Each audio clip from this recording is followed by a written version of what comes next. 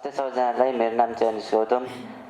हजुरहरूलाई यो भिडियोमा स्वागत छ। आज हामी चाहिँ क्रोमोजोम भन्ने च्याप्टर चाहिँ पढ्न गइरहेका छौँ। अझैसम्म तपाईँहरूले क्रोमोजोम भन्ने च्याप्टरलाई चाहिँ होइन रट्दै आउनुभएको होला। आज चाहिँ मैले तपाईँहरूलाई रटाएर होइन कि आज तपाईँलाई चाहिँ मैले कन्सेप्ट दिनेछु। यदि त्यो कन्सेप्ट चाहिँ तपाईँले राम्रोसँग हेर्नु हो भने यो चाहिँ होइन तपाईँको फिङ्गर टिप हुन्छ क्या। यो बुझ्नुभयो? यो चाहिँ डिएनए हो है, अनि यो चाहिँ डबल स्ट्यान्डले बनेको छ। यो चाहिँ त्यही भएर डिएनए भयो। यो चाहिँ के हो? आरएनए हो। यदि तपाईँलाई चाहिँ आरएनएको स्ट्रक्चर बनाउन चाहिँ इक्जाममा सोध्यो भने चाहिँ एउटा सिङ्गल लाइन तानिदिनुहोस् होइन। यो नै एउटा चाहिँ सिङ्गल स्ट्यान्ड हुनु पऱ्यो क्या, त्यसलाई चाहिँ आरएनए भन्छ। अनि त्यस्तै गरेर अब हामी चाहिँ यो के क्रोमेटिन भनेको के हो भन्ने बुझ्छौँ। यसको लागि चाहिँ तपाईँले डिएनएलाई एउटा धागोको जस्तो रूपमा लिनुहोस् है। तर इक्जाममा आउँदा चाहिँ फेरि इक्जाममा चाहिँ फेरि थ्री भनेर नलेख्नु, फेरि धागो तपाईँले सम्झिनको लागि मैले चाहिँ डिएनएलाई धागो भनेर सम्झिनुहोस् भनेको है। एउटा चाहिँ तपाईँसँग ठुलो लामो धागो छ, त्यसलाई चाहिँ होइन मैले तपाईँलाई सम्हालेर राख्नुहोस् भन्यो भने तपाईँले के गर्नुहुन्छ, त्यसलाई चाहिँ बेर्नुहुन्छ। एउटा के गर्नुहुन्छ, एउटा पेनमा बेर्नुहुन्छ। बेर्दा के हुन्छ, त्यत्रो लामो साइज अब घटेर कति हुन्छ, सानो स्पेसमा अट्छ नि। त्यस्तै गरेर यो एउटा सेलभित्र न्युक्लियस हुन्छ। अब न्युक्लियसभित्र के हुन्छ, क्रोमोजोम हुन्छ। क्रोमोजोम भनेको ठुलो हुन्छ क्या, ठुलो थ्रिड जस्तै हुन्छ, धागो जस्तै हुन्छ, ठुलो हुन्छ। त्यसलाई चाहिँ अब यत्रो सानो अब न्युक्लियसमा अटाउन छ भने अब त्यसले कसरी अट्छ त?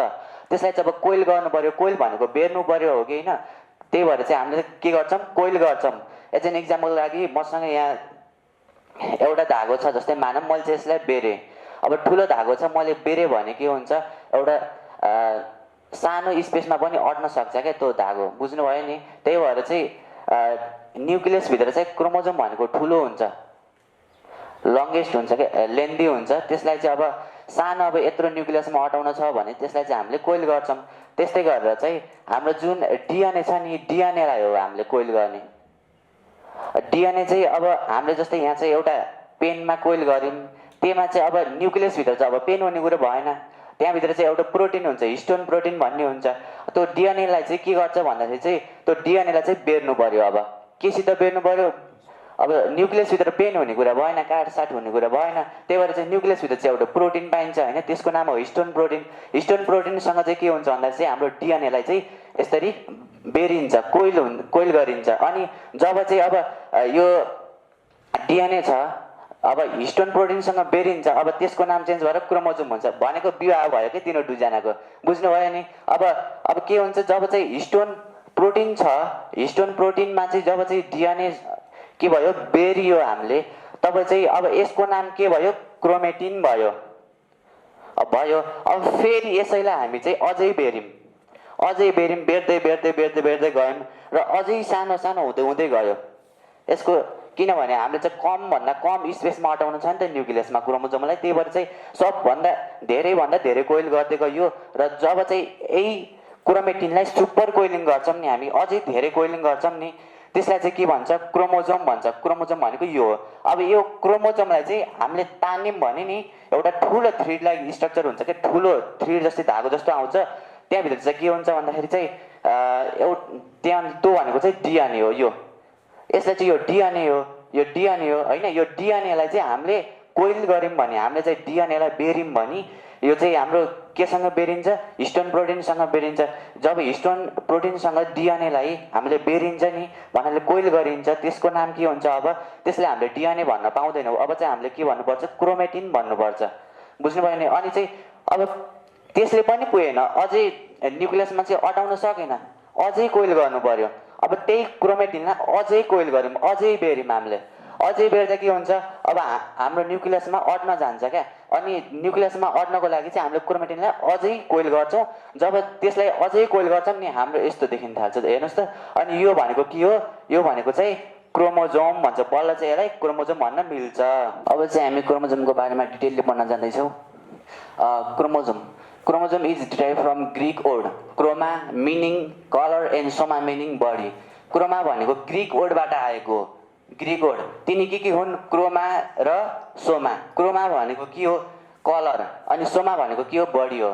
भनेको यो क्रोमोजोमलाई चाहिँ हामीले हेर्दा चाहिँ के अरे, यो चाहिँ क्रोमोजोम हुन्छ नि, यो चाहिँ कलरफुल हुन्छ क्या। त्यही भएर चाहिँ हामीले यसलाई देख्न सकिन्छ। यदि यसको कुनै कलर हुन्थेन हामीले हेर्न सकिन्थेनौँ क्या।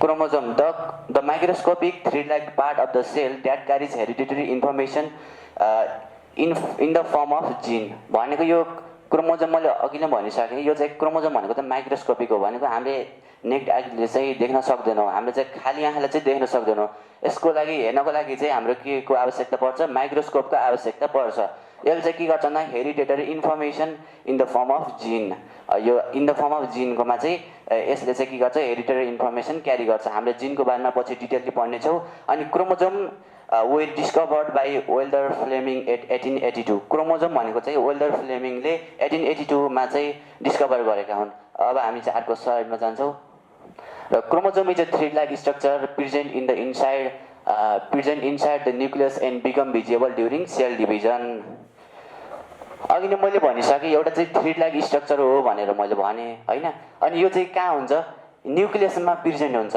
अनि become visible during cell division जब चाहिँ हाम्रो सेल डिभाइड गर्ने क्रममा हुन्छ तब चाहिँ हाम्रो के हुन्छ क्रोमोजोम चाहिँ देखा पर्छ यदि हाम्रो सेल चाहिँ डिभाइड हुने कन्डिसनमा छैन रेस्टिङ फेजमा छ भने हाम्रो त्यहाँ के देखिन्छ डिएनए देखिन्छ यो कुरा के याद गर्नु पर्यो भन्दा हामी चाहिँ जब चाहिँ सेल डिभाइड गर्ने क्रममा हुन्छ त्यति बेला चाहिँ हाम्रो के देखिन्छ क्रोमोजोम देखिन्छ भने यदि चाहिँ सेल चाहिँ रेस्टिङ फेजमा छ भने चाहिँ हामीले त्यति बेला चाहिँ डिएनए देख्न सक्छौँ अनि chromosome is three like structure that is made up of DNA and histone protein अघि नै मैले भनिसकेँ डिएनए चाहिँ हिस्टोन प्रोटिनसँग के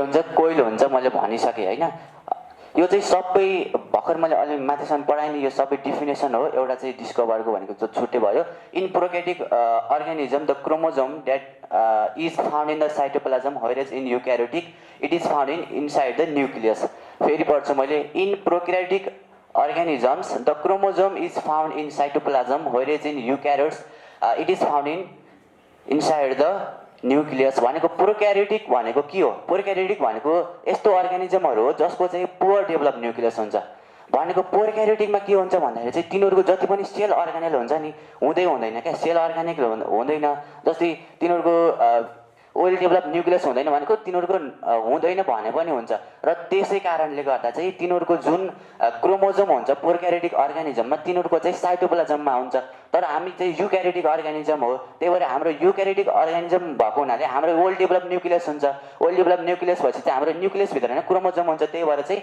it is found inside the nucleus in eukaryotes भनेको अनि अर्को स्लाइड अनि two identical three like strands of replicated chromosome are called chromatids अब क्रोमेटिड्स भन्ने के हो चाहिँ बुझौँ है यहाँ फेरि मैले पढ्छु two identical three like structure three like strand of the replicated chromosome are called chromatid जुन तपाईले यहाँ देख्न सक्नुहुन्छ नि हैन यो चाहिँ यो माथिको पार्ट यो चाहिँ तलको पार्ट भयो यिनलाई चाहिँ पी आर्म र क्यू आर्म भन्छ यो माथिको जुन दुईटा यिनी आर्म छ नि यो सिंगल आर्म यसलाई चाहिँ के भन्छ क्रोमेटिड भन्छ यसलाई पनि क्रोमेटिड भन्छ अनि बिचमा चाहिँ यिनी दुईटालाई चाहिँ कनेक्ट गर्छ के एउटा स्फेरिकल बडी एउटा गोलो टाइपको एउटा बडी हुन्छ बिचमा पाइन्छ त्यसलाई के भन्छ सेन्ट्रोमर भन्छ अनि त्यो अनि these two newly formed chromatids form a single chromosome are also called sister chromatids भनेको यिनी चाहिँ यिनी जुन क्रोमेटिड्सहरु छन् यिनी चाहिँ के हुन्छ यिनलाई चाहिँ हामीले के भन्छौं सिस्टर क्रोमेटिड्स पनि भन्छौं chromosome has its two parts chromosome has its two arm P arm and Q arm भनेको यो क्रोमोजोम हो क्रोमोजोमको यो माथिको यिनी क्रोमेटिडले के भन्छ हामीले चाहिँ पी आर्म भन्छौं यिनलाई चाहिँ के भन्छ क्यू आर्म भन्छ भन्ने कुरा रह्यो र the length of p arm and Q arm may or may not be equal र यो पी आर्म र क्यू आर्मको जुन लेन्थ छ यिनीहरुको चाहिँ डिफरेन्ट हुन पनि सक्छ सेम हुन पनि सक्छ भनेको अर्को slide there is a specific protein at the end of all chromosome called telomere यो जुन क्रोमोजोम छ क्रोमोजोमको लास्टमा चाहिँ इन्डमा यहाँ चाहिँ एउटा प्रोटिन पाइन्छ त्यो प्रोटिनको नाम के हो टेलोमर हो त्यही भनेको छ अनि there are 23 pairs of chromosome in human cell र हाम्रो ह्युमन सेलमा चाहिँ 23 पेयर्स अफ क्रोमोजोम हुन्छ भने थाहा छ हजुरलाई अनि a chromosome is made up of mainly two parts chromosome भनेको चाहिँ दुईटा पार्टले बनेको हुन्छ एउटा क्रोमेटिड हुन्छ एउटा सेन्ट्रोमर हुन्छ क्रोमेटिड भनेको मैले भने जो चाहिँ जो माथिको जो यिनी दुईटा क्रोमेटिडहरु छन् यो बिचको भागभन्दा माथिको अनि यो तलको यिनी दुईटा पार्टहरू छन् नि, यिनी दुईटा पार्टलाई एउटा चाहिँ यो क्रोमेटिडहरू हुन्, यिनलाई चाहिँ बिचबाट एउटा के अरे एउटा स्पेरिकल बडीले कनेक्ट गर्छ भनेको थिएँ मैले। यिनी यो माथिको जुन यस्तो 3 लाइन जस्तो धागो जस्तो छ नि, यिनी दुईटा यो एउटाले मात्र के भन्छ हामीलाई, यिनलाई के भन्छ, क्रोमेटिड भन्छ। अनि यहाँ चाहिँ यिनी दुईटाले चाहिँ कनेक्ट गर्नको लागि चाहिँ एउटा स्पेरिकल बडी हुन्छ क्या, त्यसलाई के भन्छ भन्दा यसलाई चाहिँ सेन्ट्रोमर भन्छ। अनि the two identical thread-like structure stand of replicated chromosome are called autosomes. 22 pair of chromosome are called autosomes. They determine the somatic body structure. हामीलाई थाहा छ हाम्रो ह्युमन बडी चाहिँ कति पेयर अफ क्रोमोजोमले बनेको हुन्छ, 23, जसमा चाहिँ 22 पेयर अफ क्रोमोजोम के हुन्छ, अटोसोम्सहरू हुन्छ, अटोसोम्स भन्छ त्यसलाई हैन। सेक्स क्रोमोजोम रहेको छ अर्को, there is 1 pair of sex chromosome. 23 pairs of chromosome मध्ये चाहिँ 22 पेयर्स अफ क्रोमोजोम भनेको के हो, अटोसोम्स हुन्। अनि रहेको 1 पेयर अफ क्रोमोजोम भनेको के हो, हाम्रो सेक्स क्रोमोजोम हो। अनि in male the cell have 44 plus XY chromosome, in female the cell have 44 plus XX chromosome. Sorry, यहाँ चाहिँ XY भएछ, यहाँ चाहिँ XX क्रोमोजोम हो। डिएनए, अब चाहिँ हामी डिएनए को बारेमा पढ्न जाँदैछौँ। डिअक्सिराइबोन्युक्लिक एसिड भनेको चाहिँ थाहा होला हजुरलाई हैन, it is a double helix. अघि नै मैले भनिसकेँ डिएनए चाहिँ डबल स्ट्रान्डले बनेको हुन्छ, त्यसलाई चाहिँ त्यही भएर चाहिँ यसलाई के भन्छ, डबल हेलिक्स भन्छ। It is found in chromosome. जब चाहिँ हामीले क्रोमोजोमलाई तान्छौँ नि तल चाहिँ एउटा 3 लाख ठुलो स्ट्रक्चर हुन्छ नि, त्यही नै डिएनए हो। डिएनएकै के अरे एउटा डिएनएलाई चाहिँ हामीले जब चाहिँ कोइल गर्छौँ नि, कोइल गरे गर्छौँ नि, त्यसपछि चाहिँ हाम्रो त्यसैबाट चाहिँ हाम्रो क्रोमोजोम बन्ने हो क्या। It is a hereditary material that is present in all organism. अनि DNA is a genetic material that is responsible for transmission of genetic information from 1 to next generation भनेको बुझ्नुभयो होला। DNA gives rise to RNA by the process of transcription. अब के हुन्छ भन्दा चाहिँ जुन डिएनए हुन्छ, डिएनए चाहिँ अब आरएनएमा कन्भर्ट हुन्छ, आरएनएमा कन्भर्ट भएपछि के हुन्छ, आरएनए चाहिँ फेरि साइटोप्लाज्ममा गएर चाहिँ राइबोजोमसँग चाहिँ अट्याच भएर चाहिँ प्रोटिन बनाउँछ। अनि DNA gives rise to the RNA भनेको चाहिँ डिएनए चाहिँ सुरुमा चाहिँ के हुन्छ, आरएनएमा जान्छ। जुन डिएनए आरएनएमा जान्छ तब चाहिँ त्यहाँ चाहिँ एउटा प्रोसेस हुन्छ, त्यो प्रोसेसलाई के भन्छ, डिएनएदेखि आरएनए बन्ने यो प्रोसेसलाई के भन्छ, ट्रान्सक्रिप्सन। र आरएनएदेखि चाहिँ फेरि प्रोटिन बन्छ, प्रोटिन बन्ने प्रोसेसलाई के भन्छ, ट्रान्सलेसन भन्छ। अब चाहिँ अब डिएनएदेखि प्रोटिन बन्न सम्मको जति पनि प्रोसेस छ त्यसलाई चाहिँ समग्रमा भन्यो भने सेन्ट्रल डोग्मा भन्छ। DNA is form by cross linking of 3 chemicals, deoxyribose sugar, phosphoric acid and nitrogen base. र चाहिँ हाम्रो डिएनएमा चाहिँ 3 केमिकल्सहरू पाइन्छन्। तिनीहरू भनेको चाहिँ डिअक्सिराइबोज सुगर, डिएनएमा चाहिँ सुगर भनेको डिअक्सिराइबोज सुगर हुन्छ, एसिड भनेको फोस्फोरिक एसिड हुन्छ, र बेस भनेको चाहिँ नाइट्रोजन बेस हुन्छ। अनि यहाँ चाहिँ डिएनएमा चाहिँ 4वटा नाइट्रोजन बेस हुन्छ, तिनीहरू भनेको के हो, एडिनाइन, गुआनाइन, थाइमिन र के हो, साइटोसिन हो। अनि चाहिँ हाम्रो आरएनएमा जाम, आरएनए भनेको यो ribonucleic acid, it is a single helix. अघि नै मैले भनिसकेँ एउटा स्ट्यान्ड मात्र हुन्छ आरएनएमा चाहिँ, त्यही भएर यसलाई के भन्छ, सिंगल हेलिक्स भन्छ। It is mainly found in cytoplasm. यो चाहिँ के हुन्छ, साइटोप्लाज्ममा फाउन्ड हुन्छ। RNA is form by DNA and cannot replicate itself. यो आरएनए हुन्छ नि, यो चाहिँ डिएनएबाट बन्ने हो र यो आफै रिप्लिकेट हुन सक्दैन भनेको छ। RNA is made up of phosphoric acid, ribose sugar and 4 types of nitrogen base. र यो आरएनए भनेको चाहिँ के हो भन्दा चाहिँ फोस्फोरिक एसिडले बनेको हुन्छ, तर यसमा चाहिँ डिअक्सिराइबोज सुगरले बनेको हुन्न क्या। यसमा चाहिँ राइबोज सुगरले बनेको हुन्छ र यसमा पनि 4वटा नाइट्रोजन बेस हुन्छ। तर चाहिँ डिएनएमा के हुन्छ, थाइमिन हुन्छ, तर चाहिँ थाइमिनको सट्टा हाम्रो के हुन्छ, आरएनएमा चाहिँ युरासिल मात्र थपिने, अरू सेम टु सेम हो। अनि यो सुरुमा चाहिँ रहेको छ एडिनाइन, गुआनाइन, साइटोसिन र युरासिल, यो 4वटा नाइट्रोजन बेसहरू हुन्। There are 3 types of RNA, they are mRNA, tRNA, rRNA. MRNA भनेको के हो, मेसेन्जर आरएनए, टी भनेको ट्रान्सफर आरएनए, आरआरएनए भनेको चाहिँ राइबोजोमल आरएनए हो। यो भनेको चाहिँ के भन्दा जब चाहिँ हाम्रो डिएनए चाहिँ आरएनएमा कन्भर्ट हुन्छ, त्यो भनेको चाहिँ मेसेन्जर आरएनएमा कन्भर्ट हुन्छ। यो चाहिँ के गर्छ भन्दा साइटोप्लाज्ममा गएर चाहिँ के भन्छ, राइबोजोमसँग चाहिँ अट्याच भएर चाहिँ प्रोटिन बनाउँछ। अनि where M stands for messenger, T stands for transfer, N R stands for ribosomal. It carries amino acid molecule to the ribosomal for protein synthesis भनेको चाहिँ यो जुन ट्रान्सफर आरएनए छ यसले चाहिँ एमिनो एसिडलाई चाहिँ के गर्छ एमिनो एसिड भन्ने मोलिक्युललाई चाहिँ क्यारी गर्छ। अब चाहिँ हामी जिनको बारेमा पढ्न जाँदैछौँ। अब चाहिँ म तपाईँलाई चाहिँ एउटा इक्जाम्पल दिन्छु है। एउटा मदर छ, यो मदर हो, यसलाई चाहिँ मदर मान्नुहोस् र मदरबाट एउटा चाहिँ बच्चा भयो, डटर भयो र मदरको हेयर कर्ली थियो र जुन बच्चा भयो बच्चाको हेयर पनि कर्ली भयो। अब के भयो भन्दाखेरि चाहिँ यो किन भयो मैले भनेर तपाईँलाई सोच्यो भने तपाईँले के भन्नुहुन्छ, यो मदरबाट डटरमा चाहिँ यो जिन गएको, यो जिनले गर्दा भन्नुहुन्छ। तब यहाँ चाहिँ एउटा क्वेसन मार्क के हुन्छ भन्दा चाहिँ जिन भनेको के हो, जिन भनेको यहाँ के हो भन्ने चाहिँ आएन क्या, क्वेसन मार्क नै रह्यो। अब चाहिँ मैले बताउँछु, यो चाहिँ डिएनए हो, अघि नै हामीले पढ्यौँ है डिएनए, यो चाहिँ डिएनए हो। यो डिएनएको एउटा पार्ट छ नि यसलाई चाहिँ जिन भन्छ। तर चाहिँ एउटा चाहिँ यहाँ कन्डिसन छ, यदि यो जिनको यो चाहिँ जिन छ नि यो कहिले भनिन्छ भन्दा जब चाहिँ यो चाहिँ कुनै क्यारेक्टरको लागि रेस्पोन्सिबल हुन्छ। यहाँ जस्तै छ यो चाहिँ मदरमा कर्ली हेयर भयो, डटरमा पनि के भयो कर्ली हेयर भयो, जस्तै यसलाई चाहिँ जिन भन्न पाइयो क्या, किनभने कुनै क्यारेक्टरको लागि रेस्पोन्सिबल छ।